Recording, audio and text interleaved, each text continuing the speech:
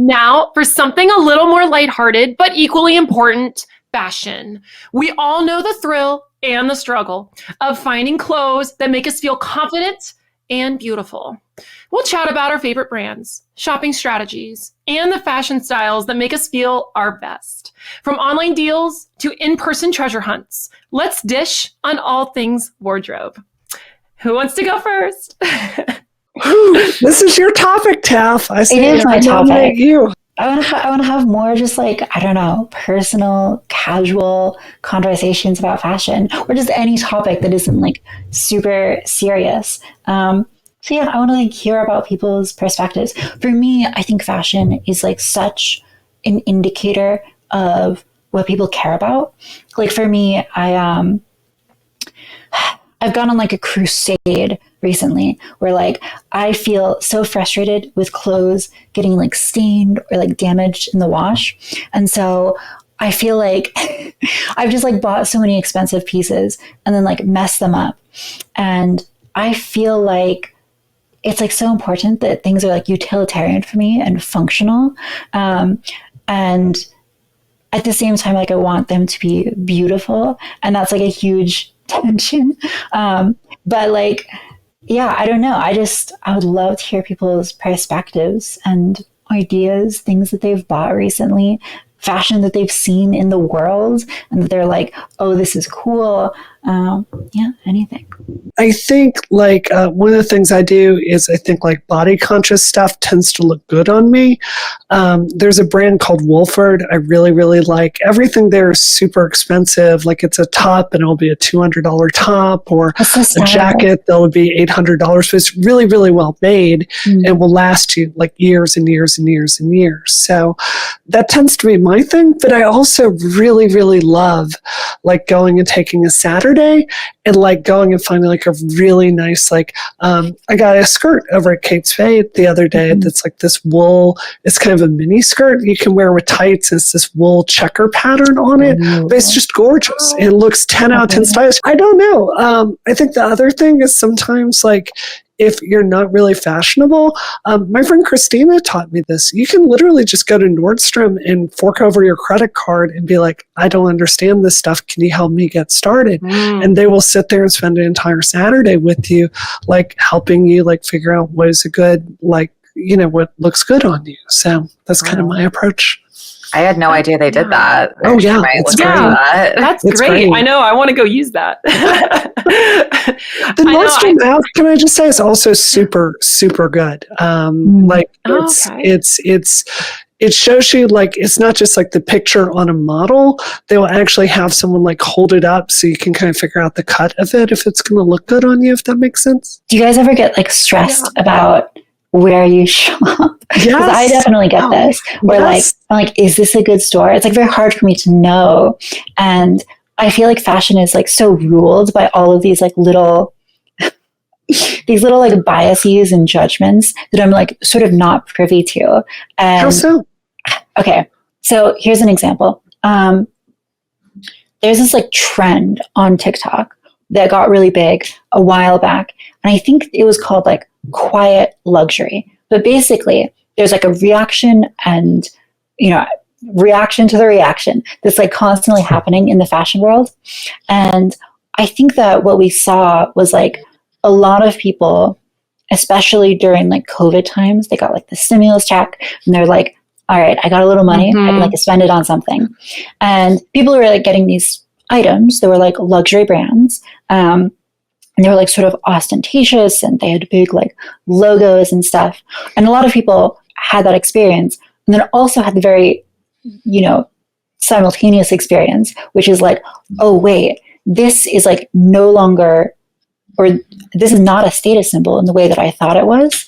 And the clothing pieces that really end up being status symbols are the ones that signal to like important and well, you know, informed people that you like know what you're doing and you have lots of money and aren't signaling just like to anyone. And so there was this term that like became popular of like quiet luxury, these items which are really expensive, but you wouldn't necessarily know they're expensive.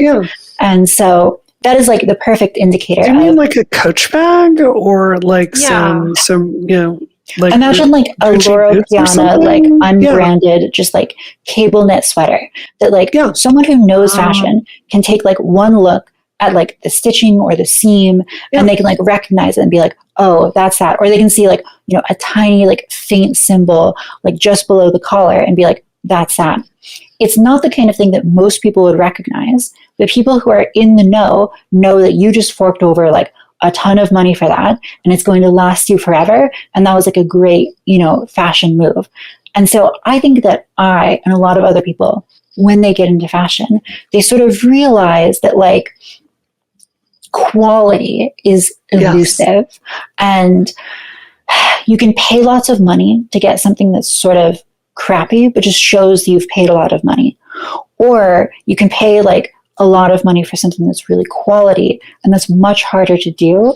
And, maybe we'll signal to the right people that you know what you're doing, but I don't know what I'm doing. Is that something you think about a lot, like signaling to people? Because I always think this is a trap. I mean, I don't know. I think, there's a certain kind of person out there that's very conscious about getting like photos taken with celebrities to like make the appearance of being important. And it just comes off like you're a joke to me. Like if you're important, people are going to know you're important. If you're well dressed, people are going to know you're well dressed. If you're like I almost think it's kind of a trap, and rather than like focusing on the appearance of being put together, just be put together. Like I don't know. Well, the thing about status symbols is their value, they're hard to fake. So like if you're in a community that really is like very poor and you get like a Gucci belt, that's a hard status symbol to fake in a certain community. Sure. Because it means you've somehow gotten your hands on money and people are going to be surprised by that. But if you move up a little bit in like the socioeconomic ladder, suddenly like a Gucci belt is not a status symbol. It's a symbol that you're like bad with money. And you pretty like quickly realize that if you have that experience.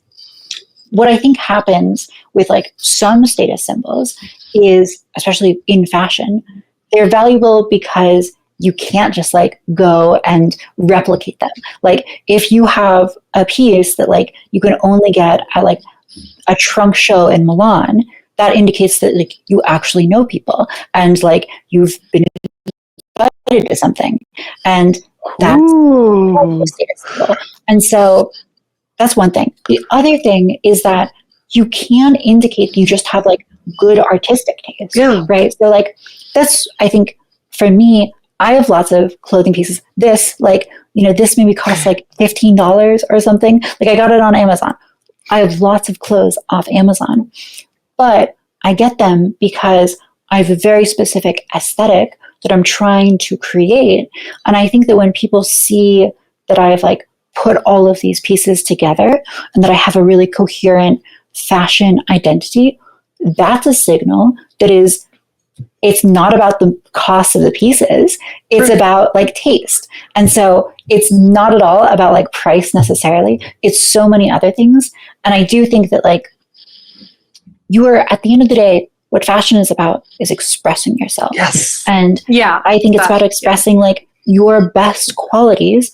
And maybe that's the fact that you like know someone who got you like invited somewhere and people are going to be like, who do you know? Like, how do you know them? And then you can brag about your fancy career or whatever. Or maybe it's just like your ability to read aesthetics and make good choices. That's sort of my perspective on the whole thing. I love it. Dang, I love Tab, it. You're so thought out on like the status I know. stuff. Like I was like, whoa, she knows. Like She's thinking about this. A lot of deep thought. I just like think about it way too much. So yeah, like I'm such a comfort girl. Like I respect comfortable. That. Yeah, like I mean, I'm a little bit lazy, but I'm just like I like comfort. I do care about aesthetic too, but it's like very much contingent on like who am I seeing that day? Where am I going? Like what am I doing in my day that I want to dress for or like orient my clothing style so that I'm most comfortable. So honestly, that's kind of a flex, I think. Oh, really? Oh, totally. Yeah, because like if you're gorgeous, you don't need to like super dress up. That's right. So I think that's cool. Yeah. Well, I didn't even mean it that way, but that's great. But yeah, It's true. You're so taking that from your effortlessly flex. gorgeous. You just your hair is straight. You don't have to curl it. Okay, You still all have 10 right. out of 10. You just have a top on. It's Good totally thing I have like working. 2 layers of foundation on, or you'd see my blushing right now. Your natural blush looks so beautiful. I too. know. I hate that So you get down on gorgeous. yourself for that. Yeah, Aw. seriously. Well, I mean, yeah, I guess. I don't know. I get really self-conscious because like whenever I'm laughing or like somebody says something and like I'm like, oh, that's so sweet, but then it just like goes to my head and then I blush like crazy. I just can't like help but get self-conscious just because it's like puffy red cheeks. Oh, You shouldn't. don't know. But yeah, I mean, like I'm just really a convenience but comfort shopper. I do have my stores I like. Like my favorite would probably be Francesca's. I love What is that? What is the that? lacy. Yeah. Oh, you don't know? Oh yeah. So No, they're just no. like, I mean, they're sort of like their ideal demographic is women, probably in their like, I mean, really it could be teens all the way up to like upper 30s, 40s ish. I wouldn't go like much past that, but it's very like cutesy, like lacy and just very feminine aesthetics.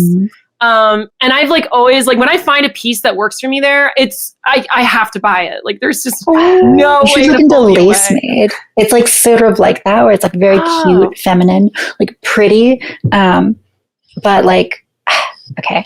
I have like so much more to talk about, especially with like aging out of certain fashions, because you're talking about this like Yeah. age ranges, and I noticed like a few years ago that I started looking like a lot older. Like I aged out of my like teenage phase, right? And so I was like, oh my god, in 15 years, I'm gonna look like, you know, a mom or whatever, and I can't be like dressing in like thigh high socks and like skirts for the rest of my life.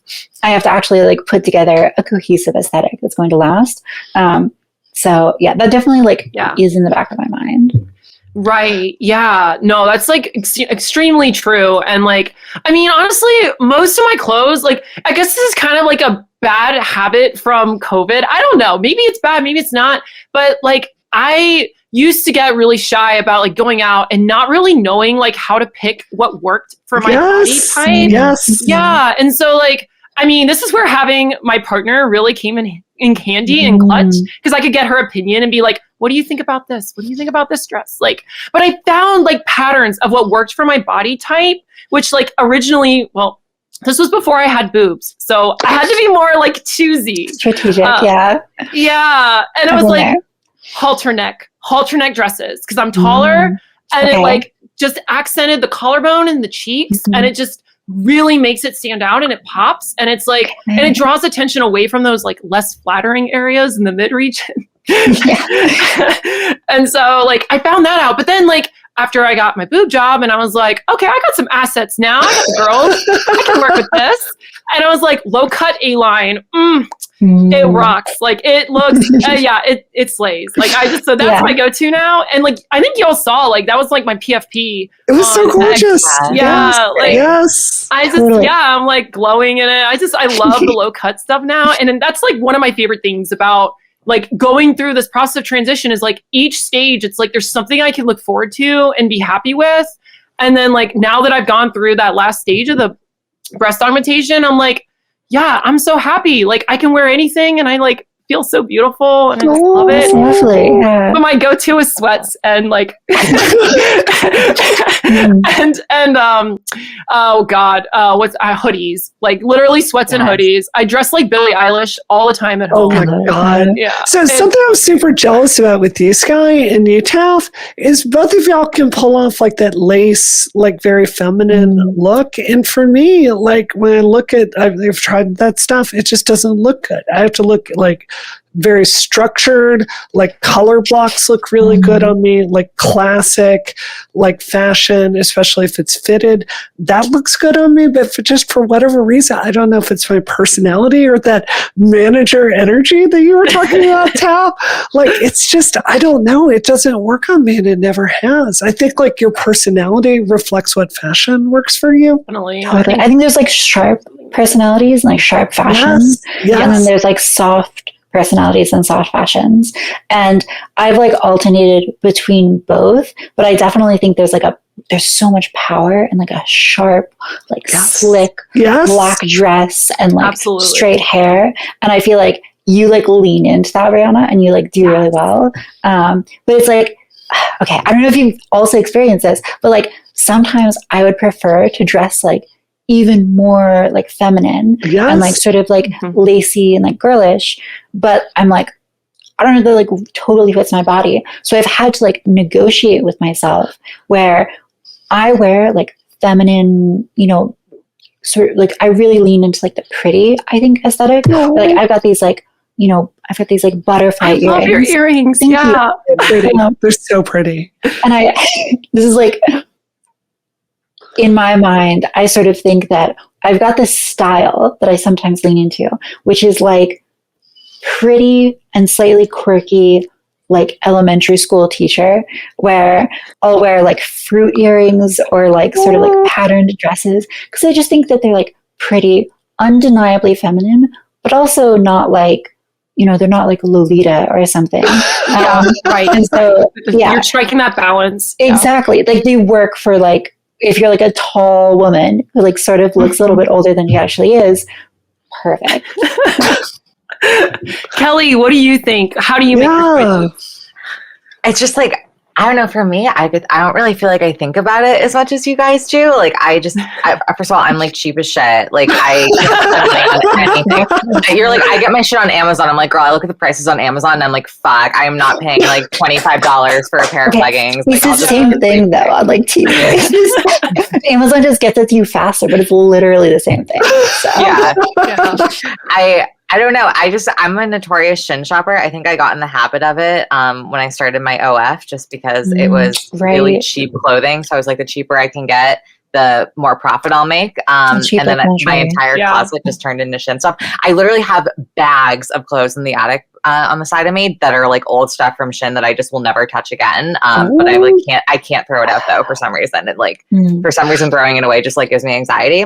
But like I don't know. I wear like pajama pants all the time. If it's not from Shin, it's from Walmart or Target. And I'll just like wear like PJ bottoms. Then I'll put on like a I don't know. I like black little like crop tops that cover my belly a little bit. But yeah, it's not like super crop, but like just like something that's like a, you know, like a tank top, and then just like some tight pants or jeans, or I like leggings, black leggings, or tight PJ bottoms.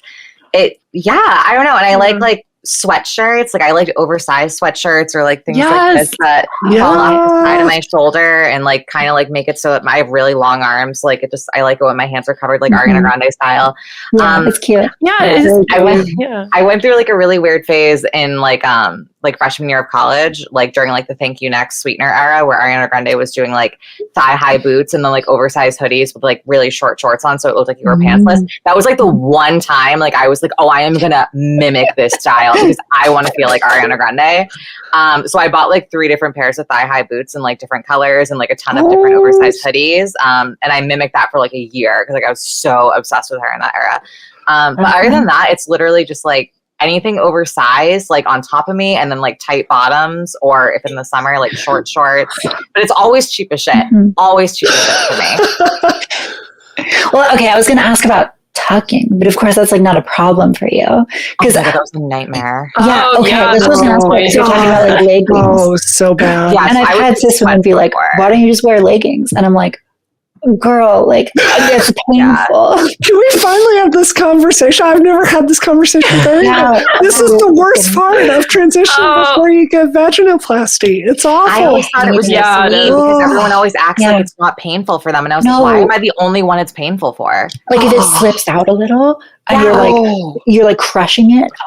You're like dying, So there's like no good way to do it then. It wasn't just me. Like it's just always No. Well, okay. I think if you like literally tape it, you'll be okay. But it's like, I'm not going to tape it like every time. So you didn't sweat out of it? I would sweat off the tape even all with the time. tape? Yeah, even in the winter I would sweat out of it. Oh God, that's brutal. What about running? What about running or going to the gym? That was the worst ever. Like because you're trying to like you try tucking and then running 40 miles. That's a challenge. Like, I've never had these problems. I don't know. You're so lucky.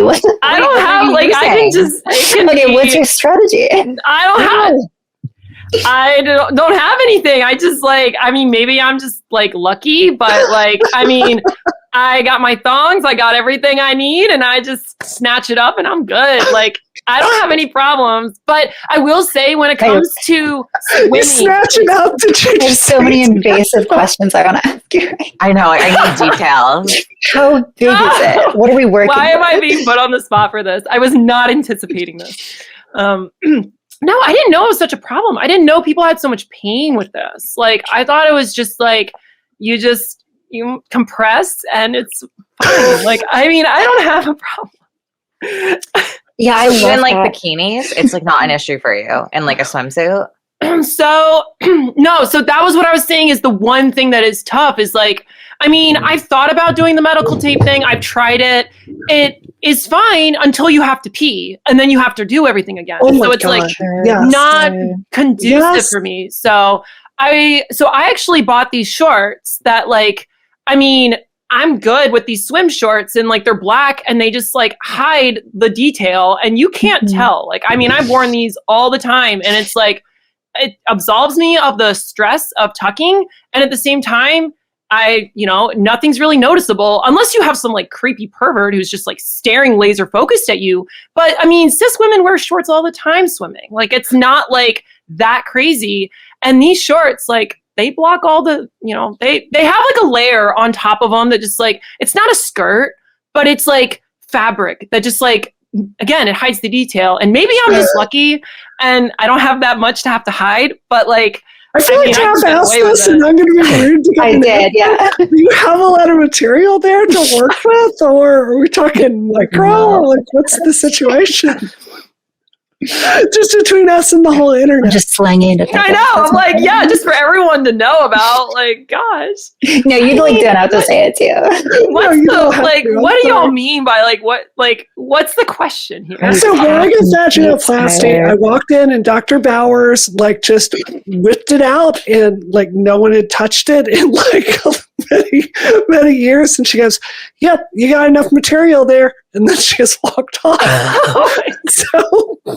Okay, and how much material did you need, by the way? I know. What does this mean? I guess I had enough for. Okay.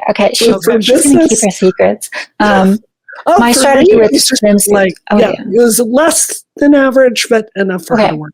Yeah, same. But like I had a little too, and even with a little, I still felt like it could be painful as shit if it got caught the wrong way. So I'm just like, how are you not getting it? Like, do you guys know about that sock method that was in the beginning, like kind of like early stages, like 2014, where this was my early beginning, I guess, for transition. But people would make tutorials about cutting the top part of a sock and putting it in between the waistband.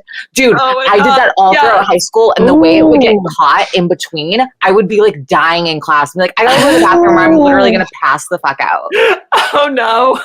Have you ever had a tuck fail and had a girlfriend notice it? That is the most embarrassing situation. It's like a nightmare. Oh my God. Like, I literally to this day have nightmares about my friend Abby that noticed this with me one time when we were like at the gym together, and I just wanted to die. I just literally wanted to die. And this is why it's so hard for me to understand why some trans girls don't want vaginoplasty, because it's like, at the very least, you don't have to deal with this problem. Like, that seems like a plus. Also with skirts, I don't have to deal with this problem. Yes. So I've found my own number one reason. Yes. Yeah. Maybe I'm just lucky that I don't have like that much to worry about. I've never had these problems. Like, I've never been that stressed about anything falling out. Like, I don't know. It's just like, I mean, but I don't know. Like, I just have my ways, and it's like mysterious. Well, I will say I also am not packing like a Magnum bomb. And I think in some ways it's like worse. Yeah. Okay. Yeah. You were starting about your swimsuit. What do you do? Thank you for reminding me. You're so helpful. Yeah. I just want to know. Because I'm not packing a Magnum Dong, I'm in like this weird in the middle between zone where like if it was bigger, I could probably just like pull it back and like it'd be big enough to like hold in like the balls and everything, and it'd be great. Unfortunately, the reality is that it's like not, and so the balls like slip out easily, and so I really need like incredibly tight something down there or tape. Right. And my solution with swimsuits is just to wear like, well, okay, if I want to wear a bikini, which I've done before, black bikini, like you're saying, like black shorts, hides things. Black. Number two is I have this sort of like mesh skirt thing that sort of like hangs across my hips and just like goes in front.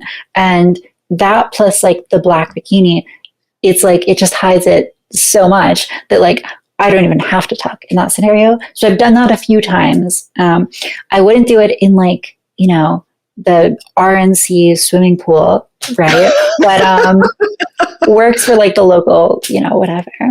I think like the episode title is just going to be Packing a Massive Dog. And I'm just going to edit the videos. It's just half saying that like 10 times. Yeah, just over and over. I remember going to the beach would give me like so much anxiety. I went with my boyfriend's friends one time, and this was like one of my first times meeting them. And it was like a group of them, and I wanted to wear a bikini at the beach. I wanted to seem normal, like because like, you know, I never went to the beach, so I was like, oh, this is like my one opportunity to like go and finally like feel like myself and feel confident. And I knew like half the time, I don't know if you guys deal with this, but like sometimes like the tuck would stay, but it would like almost like push itself to the front to the point where you had like a bump like there. And it did that at the beach, and it was just so obvious. And I was in front of like all these people, and I just felt like I had to like constantly run to the bathroom and like hide myself. And it was, I don't know, it was awful. Yeah. It's brutal. Yeah. Yeah. But yeah, we all have these like strategies. And like Skylar, you mentioned like earlier, like something that would like hide the midsection. That's another thing for me. Like I opt for outfits that kind of like flare out at the waist. Hugely helpful. But I feel like it's such like, okay, so like Kelly, you're talking about like leggings or like, you know, small bottom, like big top. I've always been like too nervous to do that, in part because I think it makes me look like my upper body is like oversized, and it makes like my shoulders very big. And so I've always preferred like the flared bottom or like big bottom, small top combo. But yeah, it's like, I don't know. It is such a cute style, and I would like totally wear the big bottom, small top if I was like Ariana Grande sized, and also, you know, is this So I want to ask y'all about this. How do y'all feel about heels? Because I love heels. I think they're so pretty. They're so gorgeous. But it's at the same time, like my height is the last thing I ever want to emphasize. I was just about to say that. Yeah. So it's such a challenge to find shoes that are pretty and strappy that don't make me look like an NBA player. You know what I mean? Do you ever feel like there's never like, because that used to be my insecurity too. It was like, oh, they're going to make me taller. But at the same time, I feel like I never have an opportunity to like wear heels unless it's like a specific like major event. Like anytime I'm like going out with my boyfriend's friends, like we're constantly like outside or like in the dirt. Or I feel like even if we're just like going to the theater, like I have to walk on like grass and it's muddy and I don't want to fuck up my heels. I have so many heels that I feel like I just never wear, not because I don't want to be tall, but just because I don't feel like they're ever functional for where I'm going half the time. With my job, I do ballroom events like constantly. Like I've got so it's like always appropriate. Yeah, I just don't wear them because I don't want to seem too tall. I'm very self-conscious about that. Yeah, I respect that. I am totally the kind of person who will like dress up or like nothing. Like I'll go to the grocery store in like a really like nice dress. I just like doing that. It like makes me feel nice. And so I'm also the kind of person who would totally wear heels just out. And I think for a long time I avoided heels for the exact reason that people are sort of talking about. Like it just made me look taller. And I think I especially felt that way in college. Like I liked being able to walk around the hallways of my college and like see men who are like taller than me and just like feel shorter than a man, which is like, we like talked about this before. There's a very specific feeling of just being like near an attractive guy who's like bigger than you. And I liked that experience of being able to sort of like ogle guys and feel like small next to them. But ever since I, got into like a committed relationship, I no longer like really do that. And I don't really feel like I need to look like, desirable to a man. And so heels are like this like they're like moggers. They just make you look like powerful and like pretty. And if you're like gorgeous and you're like super tall, it's like model status. And I feel like that's really cool and not something that I feel like the need to shy away from anymore. I'm really like you, Taff, in the sense I enjoy dressing up. I love doing it. And part of it is like just with my job. Like if I'm like my job is Zoom calls with important people all day long, where it's just not appropriate for me to talk to a member of Congress in sweatpants, right? It's appropriate. Yeah. But I find this is one of the real advantages, I think, to being trans, that like this has been consistent, like 20s, 30s, 40s.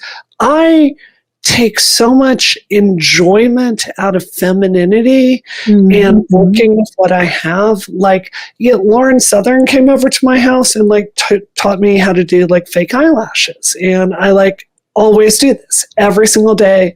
Wake up when doing makeup, I take like an extra 3 minutes to do that because it just looks gorgeous. And I don't know, what I have found is I think for a lot of cis women, when they get through 30s and 40s, I almost think like femininity is a gum that has lost its flavor for them. And I still I'm sure when I'm in my 50s, I will still really enjoy just being able to do this stuff that was forbidden to me for so long.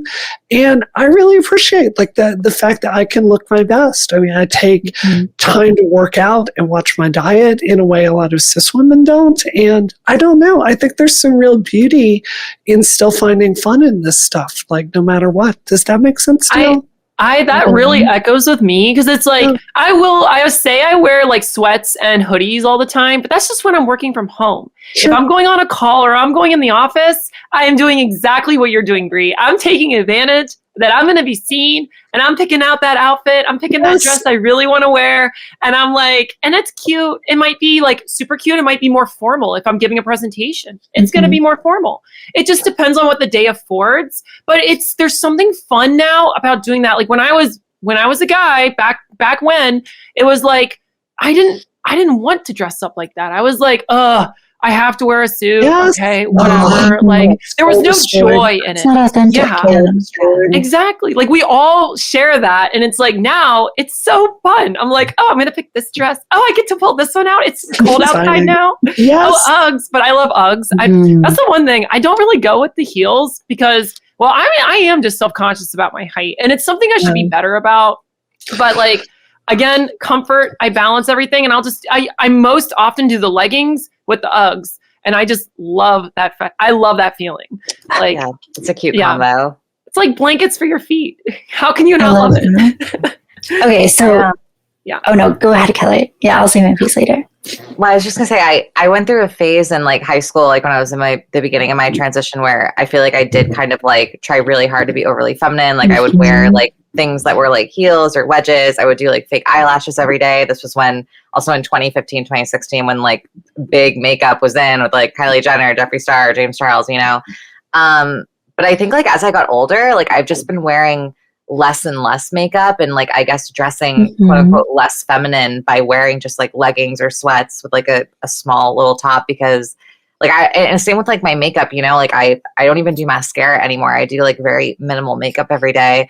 Not because like I don't enjoy doing eyelashes from time to time or like lipstick or like mascara, any of it, but I just for some reason I kind of feel like that's what people expect of like trans women, to like try to go out of their way to be overly feminine, and I always just kind of want to blend in and seem normal. And so I guess like in a weird way I try to be like as subtle as I can be to almost like blend in and almost not seem trans. Totally. Yeah. And I mean, it's exactly what I was going to like talk about, which is like the motivations for dressing a certain way. Like, what are you trying to project, or like, how do you want people to see you? Like I asked one of my friends who knew me in high school, what he thought of my fashion sense at that time. And he said, like, well, I just remember there were a lot of short skirts. And Yeah. I was like, that's interesting that that's what you remember, because my memory of high school was I want to look like really cute. So like, please, someone can hit on me. Yes. Yeah. And I was like doing my makeup every day. And I was like, so like on that grind. And it's because I wanted to seem like sexually appealing for people, which, you know, when you're a teenager, it's like inherently cringe, and like all teenagers are bad at this and don't know what they're doing. And I was no exception, but that was like the goal.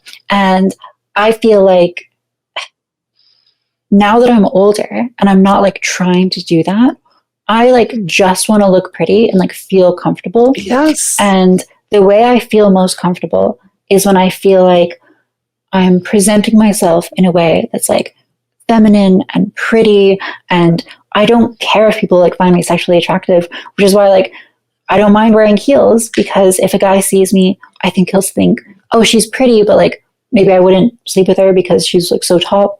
Fine. Like that's totally cool with me. And I definitely feel like my priorities have changed as I've gotten older, still into the feminine stuff, but like it's just different. I really enjoy looking put together. It's not that I'm trying, like I've been married for 16 years. I'm not trying to like attract someone. Right. It's that I just truly enjoy like putting curl in my hair. Like I take pleasure from going and getting a good manicure. I love finding like a cute bracelet, like going to a thrift shop and like looking through vintage stuff for that. Like it's about expressing myself.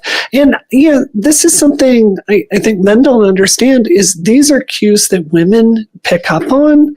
So because like throughout my day, so much of it is like making a connection with people. I can't tell you how many like professional connections I've gotten with someone by just talking to them about their nails and like noticing or something about their outfit. Like it's just, I don't know. It's fundamentally who I am, and it's not for anyone else. This is the way I want to present myself to the world. But just one more thing, like Taff, I thought so much about what you said in our last show about that feeling that you sometimes have when you like look in the mirror and you see yourself and you see like the boy version of yourself. It's like you feel like you're in drag. Like it took me so long to get over that, and I feel like that is why I was very resistant to learning a lot of stuff like advanced makeup skills, like how to do contouring and stuff like that. And I think like it's almost like you've got to lean into these things that cause you to like it's a little painful. Does that make sense? I mean, absolutely. There's like a great quote from Thus Spake Zarathustra by Nietzsche, where like he's describing this like dog, and it's like wrestling with this snake in its mouth, and the dog, in order to like escape, needs to bite through the snake and just like get through it.